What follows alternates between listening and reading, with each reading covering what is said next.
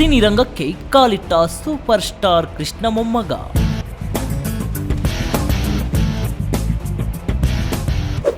Bollywood star heroine ಮಗಳು ನಾಯಕಿಯಾಗಿ ಮಿಂಚಿ.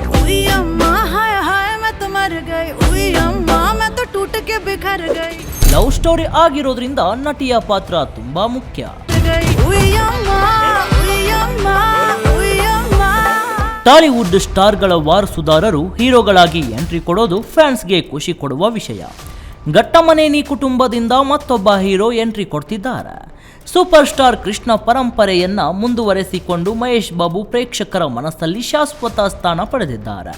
ಮಹೇಶ್ ಬಾಬು ಅಣ್ಣ ರಮೇಶ್ ಬಾಬು ಕೂಡ ಕೆಲವು ಕಾಲ ನಟರಾಗಿದ್ದರು. 3 ವರ್ಷಗಳ ಹಿಂದೆ ರಮೇಶ್ ಬಾಬು ಅನಾರೋಗ್ಯದಿಂದ ಮರಣ ಹೊಂದಿದ್ದು ಗೊತ್ತೇ ಇದೆ. ಈಗ ರಮೇಶ್ ಬಾಬು ಪುತ್ರ ಜಯಕೃಷ್ಣ ಟಾಲಿವುಡ್ನಲ್ಲಿ ಹೀರೋ ಆಗಿ ಲಾಂಚ್ ಆಗ್ತಿದ್ದಾರೆ.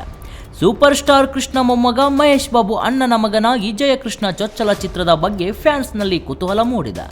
ಈ ಚಿತ್ರಕ್ಕೆ RX100 ಮಂಗಳವಾರಂ ಚಿತ್ರಗಳ ನಿರ್ದೇಶಕ ಅಜಯ್ ಭೂಪತಿ ನಿರ್ದೇಶನ ಮಾಡ್ತಿದ್ದಾರೆ.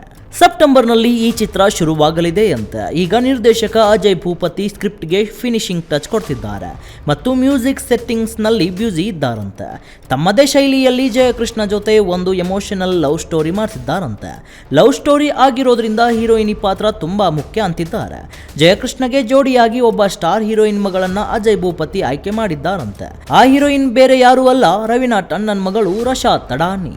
ಈ ಯಂಗ್ ಬ್ಯೂಟಿ ಈಗಾಗಲೇ ಬಾಲಿವುಡ್ನಲ್ಲಿ ತಮ್ಮ ಗ್ಲಾಮರ್ನಿಂದ ಫೇಮಸ್ ಆಗಿದ್ದಾರೆ. ಸೋಷಿಯಲ್ ಮೀಡಿಯಾದಲ್ಲಿ ಆಗಾಗ್ಗೆ ಗ್ಲಾಮರ್ ಫೋಟೋಸ್ ಆಗ್ತಾ ಇರ್ತಾರೆ. ಈಗ ರಶಾ ತಡಾನಿ ಟಾಲಿವುಡ್ಗೆ ಎಂಟ್ರಿ ಕೊಡೋಕೆ ರೆಡಿಯಾಗಿದ್ದಾರೆ.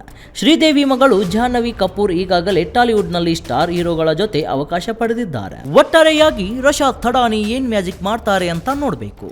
ಅಜಯ್ ಭೂಪತಿ ಸಿನಿಮಾಗಳಲ್ಲಿ ಇಂಟಿಮೇಟ್ ಸೀನ್ಸ್ ಇರುತ್ತೆ. ಈ ಚಿತ್ರದಲ್ಲಿ ರಶಾ ಜಯಕೃಷ್ಣನ್ ರೊಮ್ಯಾನ್ಸ್ ಹೇಗಿರುತ್ತೆ ಅಂತ ಕಾದ್ ನೋಡಬೇಕು ಅಷ್ಟೇ. ಹರೀಶ್ ಅಜ್ಜಪ್ಪ, ಸ್ಪೀ ನ್ಯೂಸ್ ಕನ್ನಡ, ಬೆಂಗಳೂರು.